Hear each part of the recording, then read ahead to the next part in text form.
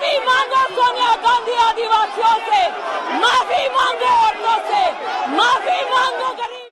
अरे कमाल करते हैं प्रधानमंत्री नरेंद्र मोदी। सिर्फ इसलिए कि उत्तर प्रदेश ने विपक्ष को 43 सीटें दे दी, सिर्फ इसलिए कि आपको फैजाबाद में हार का सामना करना पड़ा, अयोध्या की जमीन में आपको हार का सामना करना पड़ा चुनावी तौर पर, तो अब आप प्रभु श्री राम को भूल जाएंगे। इसीलिए मैं आपसे बार बार कहता रहा हूं दोस्तों कि भगवान राम के मायने भारतीय जनता पार्टी के लिए सिर्फ राजनीतिक हैं।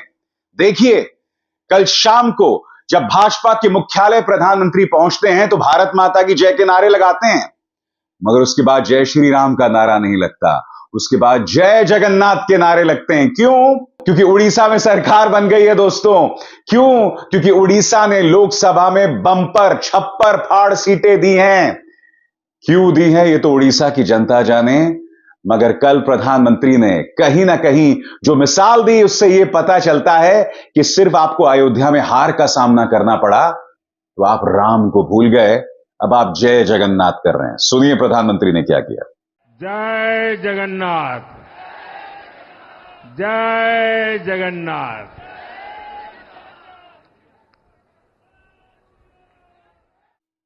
बताइए ना, राम कहां गए? कल मैं देख रहा था दोस्तों सोशल मीडिया में तमाम जो अंधभक्त थे वो अयोध्या को गाली दे रहे थे, वो उत्तर प्रदेश की जनता को गाली दे रहे थे जिसने इंडिया गठबंधन को 43 सीटें दे दी। अरे भाई, राम के सिर्फ यही मायने रह गए हैं। इसीलिए मैं आपसे बार बार कहता था, इसीलिए भाजपा बार बार राम से बड़ा मोदी को बताती थी, बार बार बताती थी, लगातार बताती थी, और अब आप राम को भूल गए, जय जगन्नाथ बोल रहे हैं। धर्म के मायने भाजपा के लिए सिर्फ राजनीति है।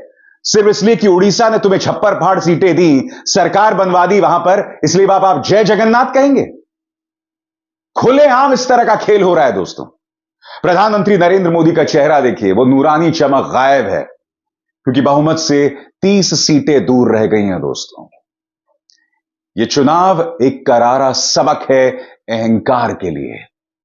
याद कीजिए इस चेहरे पर क्या चमक होती थी जब वो कांग्रेस के घोषणा पत्र के बारे में झूठ बोलते थे, किस तरह की चमक होती थी जब अपने ही नागरिकों को घुसपैठिया, ज्यादा बच्चा पैदा करने वाले बताते थे। इस चेहरे पर क्या चमक होती थी जब आप मंदिर, मस्जिद, मुल्ला, मुजरा, मछली, मटन, मुगल इस तरह के शब्दों का इस्तेमाल करते थे। मगर यह चुनाव सबक है अवसरवादियों के लिए, यह चुनाव एक करारा तमाचा अहंकार के लिए। इन दो चेहरों को देखिए, नवीन पटनायक और जगन रेड्डी, दोनों फॉर्मर चीफ मिनिस्टर्स होने जा रहे हैं दोस्तों। पिछले 10 सालों में इन्होंने भारतीय जनता पार्टी का खुलकर साथ सदन में दिया। विपक्ष इनसे गुजारिश करता रहा कि सरकार को कटघरे में रखिए, मगर ये लोग तमाम बिलों को पारित करने को लेकर भाजपा की मदद करते रहे। आज ये नेस्तनाबूद हो चुके हैं। ये सबक हैं चंद्रबाबू नायडू और नीतीश कुमार के लिए कि अगर आप अपनी निजी राजनीति के लिए आज की तारीख में भाजपा का साथ देंगे तो आपका क्या हश्र होगा। देखिए क्या हश्र हो गया है जगन रेड्डी और नवीन पटनायक का। आज मैं आपके सामने कुछ चीजें रखने वाला हूं दोस्तों। याद कीजिए प्रधानमंत्री नरेंद्र मोदी ने चंद्रबाबू नायडू के बारे में क्या कहा था कि ये वो आदमी है जिसने अपने ससुर को भी नहीं बख्शा। सुनिए उन्होंने क्या कहा था। और आज एनडीए की सरकार बनाने को लेकर प्रधानमंत्री पूरी तरह से चंद्रबाबू नायडू पर आश्रित हैं। सुनिए, यही नहीं, अमित शाह ने पूरी फहरिस्त गिना दी थी चंद्रबाबू नायडू के बारे में, पूरी फहरिस्त गिना दी थी चंद्रबाबू नायडू के बारे में कि वो क्या हैं, किस तरह की शब्दावली का इस्तेमाल किया गया था। सुनिए, और फिर खुद चंद्रबाबू नायडू, उन्होंने कहा था ये लोकतंत्र की लड़ाई है। एक जमाने में इन्होंने कहा था कि भाजपा एजेंसीज का इस्तेमाल करती है, और यही तो डर था चंद्रबाबू नायडू के जहन में जिसके चलते उन्होंने गठबंधन कायम किया। सुनिए एनडीटीवी को दिए गए इंटरव्यू में इन्होंने क्या कहा था एक बार में। आज यशवंत सिन्हा अपने इस ट्वीट में एक सवाल पूछ रहे हैं चंद्रबाबू नायडू से भी कि नीतीश से भी, कि क्या आप वाकई भाजपा के साथ जाना चाहेंगे जिन्होंने बेजा इस्तेमाल एजेंसीज का किया, लगातार विपक्ष को गिराने की कोशिश की। इस वीडियो में देखिए प्रधानमंत्री नरेंद्र मोदी के साथ नीतीश कुमार का रोड शो। नीतीश कुमार की कहीं ना कहीं इसमें तौहीन होती नजर आ रही है। नीतीश कुमार भाजपा का जो चुनाव चिन्ह हाथ में पकड़े हुए खड़े हुए हैं, उन्हें समझ नहीं आ रहा है मैं क्या करूं। क्या ये दो नेता यानी चंद्रबाबू नायडू और नीतीश कुमार इस सब के बावजूद भाजपा के साथ जाएंगे? विपक्ष यही सवाल कर रहा है कि आपका कोई आत्मसम्मान नहीं है दोस्तों, कोई आत्मसम्मान नहीं है। तो बड़ा प्रश्न, क्या कुछ खेला होने जा रहा है? क्या चंद्रबाबू नायडू और नीतीश कुमार यू टर्न ले सकते हैं? आज नहीं तो कम से कम कल। तो जैसे मैंने बताया दोस्तों, ये जो जनादेश है करारा तमाचा है अवसरवादियों को और करारा तमाचा है अहंकार को। याद है आपको, दैनिक भास्कर के पत्रकार विपिन यादव को नौकरी से निकलवा दिया था स्मृति ईरानी ने, याद है कि नहीं आपको? जनता ने करारा तमाचा अमेठी में दिया है। सुनिए स्मृति ईरानी ने उस वक्त किस तरह से विपिन यादव को धमकाया था, सुनते हैं। क्षेत्र का अपमान मत करो, तुम भास्कर से हो तो क्या? नहीं मैम, भास्कर से कोई मतलब नहीं अपमान करने वाली को। दैनिक भास्कर से आप हो, सबसे मुखर सांसद और एक मुखर नेता हैं जी। लेकिन दैनिक भास्कर से हो तो सलोन विधानसभा मेरी विधानसभा जी, है, जी, जी, लोकसभा जी, क्षेत्र जी। की। आप अपमान मत करो जी। लेकिन मैम अगर आप इस क्षेत्र में आई हैं तो फिर दो शब्द बोल दिया दीदी, दो शब्द नहीं मैम, आप क्षेत्र का अपमान करते पत्रकार होते नहीं नहीं नहीं, आपके क्षेत्र का अपमान नहीं हो रहा, लेकिन आप पहली बार ऐसा कर रही हैं तो इसलिए आपसे मैं कह रहा हूँ, मतलब आप दो शब्द बोलना नहीं चाह रही हैं। आप अगर मेरे क्षेत्र का अपमान करेंगे भैया तो मैं आपकी मालिकाना उनको फोन करके कहूंगी, पत्रकार को अधिकार नहीं क्षेत्र की जनता का अपमान करने। नहीं मैं कोई अग्रवाल जी है ना, कोई अपमान नहीं हो रहा है। मैं करूंगी फोन और कहूंगी सलोन विधानसभा क्षेत्र अमेठी लोकसभा क्षेत्र का हिस्सा है, मेरे क्षेत्र की जनता का अपमान मत करिए। आप होंगे बड़े रिपोर्टर, लेकिन आपको जनता का अपमान करने का अधिकार नहीं है। दीदी तो आइंदा मेरे क्षेत्र की जनता का अपमान मत कीजिए। हम लोग दो शब्द बोलने के लिए, आगे से मेरे क्षेत्र की जनता का अपमान मत करिएगा, मैं बहुत प्यार से निवेदन कर रही हूँ। क्या कहिएगा स्मृति जी आप? मैं नहीं भूला हूं जब मैं एबीपी न्यूज में था तब आप मेरी नौकरी के पीछे भी किस तरह से पड़ी हुई थी, मेरी शिकायत भी आपने किस तरह से किया था। कर्म के सिद्धांत को याद कीजिए स्मृति जी, गीता का सिद्धांत है जैसे कर्म करेगा वैसे फल देगा भगवान। और राहुल गांधी रायबरेली और वायनाड दोनों की जनता को धन्यवाद दे रहे हैं।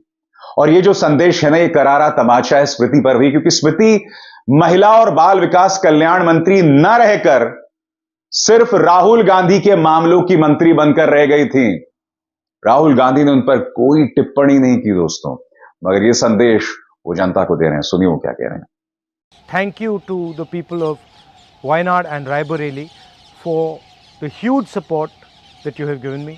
जो आपने मुझे भारी सपोर्ट दिया, भारी बहुमत से आपने जिताया, इसके लिए आप सबको बहुत बहुत धन्यवाद। मुझसे पूछा जा रहा है कि मैं वायनाड का एमपी रहूँगा या रायबरेली का। मैं तो दोनों का रहना चाहता हूँ। धन्यवाद, जय हिंद, कंग्रेचुलेशंस और बधाई आप सबको। नमस्कार।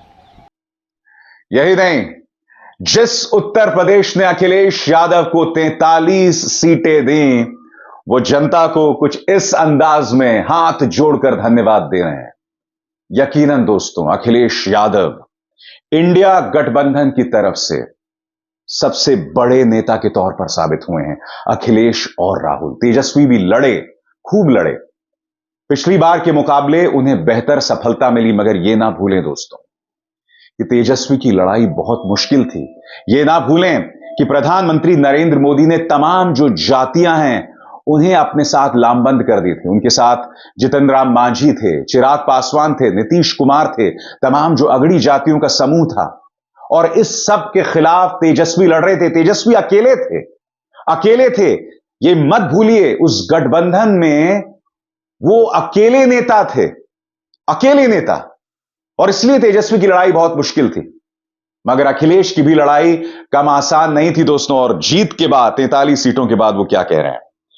जनता को प्रणाम, जनमत को सलाम। उत्तर प्रदेश की जागरूक जनता ने देश को एक बार फिर से नई राह दिखाई है, नई आस जगाई है। यह संविधान, लोकतंत्र और आरक्षण बचाने की और सामाजिक न्याय सुनिश्चित करवाने की जीत है। उत्तर प्रदेश की प्रगतिशील जनता के विचार ही वोट के रूप में हमें मिले हैं। ये बंटवारे की नकारात्मक राजनीति के खिलाफ सौहार्द, भाईचारे और सकारात्मक राजनीति की जीत है। यह इंडिया गठबंधन और पीडीए की एकता की जीत है। सबको हृदय से धन्यवाद, दिल से शुक्रिया कह रहे हैं अखिलेश यादव। और अखिलेश यादव के इस संदेश को जोड़िए प्रधानमंत्री नरेंद्र मोदी के उस नारे के साथ जो उन्होंने कल भाजपा के मुख्यालय में लगाया था, जहां वो श्री राम को भूल गए सिर्फ इसलिए कि अयोध्या ने आपको हरा दिया, सिर्फ इसलिए कि फैजाबाद में आपको हार का सामना करना पड़ा। भाजपा के समर्थक अब उत्तर प्रदेश को गाली दे रहे हैं। वो उत्तर प्रदेश जिसने पहले आपको 325 सीटें विधानसभा में और फिर दूसरी बार जिताया 200 से ज्यादा सीटों के साथ, अब आप उन्हें गाली दे रहे हैं। अब ये दिन आ गए हैं। इसलिए मैं बार बार कहता हूं दोस्तों, राम के मायने सिर्फ और सिर्फ राजनीति है बीजेपी के लिए, और आज इस शो में मैंने साबित कर दिया, आगे भी साबित करता रहूंगा। अभिसार शर्मा को दीजिए इजाजत। नमस्कार। स्वतंत्र और आजाद पत्रकारिता का समर्थन कीजिए, सच में मेरा साथी बनिए। बहुत आसान है दोस्तों, इस ज्वाइन बटन को दबाइए और आपके सामने आएंगे ये 3 विकल्प, इनमें से एक चुनिए और सच के इस सफर में मेरा साथी बनिए।